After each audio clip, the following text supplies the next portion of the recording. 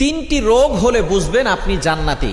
অর্থাৎ তিনটি রোগ যদি আপনার হয় তাহলে মনে করবেন আল্লাহ পাক রব্বুল আলামিন আপনাকে ভালোবাসেন, আপনাকে মহব্বত করেন। যাদেরকে আল্লাহ তাআলা ভালোবাসেন, মহব্বত করেন, তাদেরকে আল্লাহ তাআলা বিভিন্নভাবে পরীক্ষা করেন। তার ভিতরে একটা পরীক্ষা হচ্ছে অসুস্থতার নিয়ামত দিয়ে আল্লাহ তাআলা পরীক্ষা করেন। মনে রাখবেন, সুস্থতাও আল্লাহর নিয়ামত, অসুস্থতাও আল্লাহর নিয়ামত।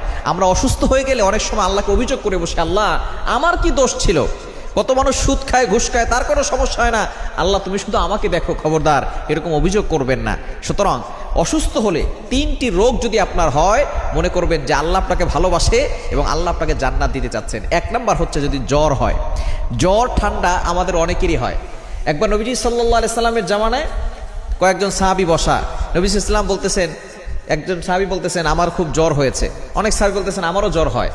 এবার নবী সাল্লাল্লাহু আলাইহি সাল্লাম বলছেন তোমরা তো আমার অন্তর্ভুক্ত, আমারও তো জ্বর হয়। কিন্তু একজন বলতেছে যে আমার জ্বর হয় না। নবীজি বলতেছেন তাহলে তুমি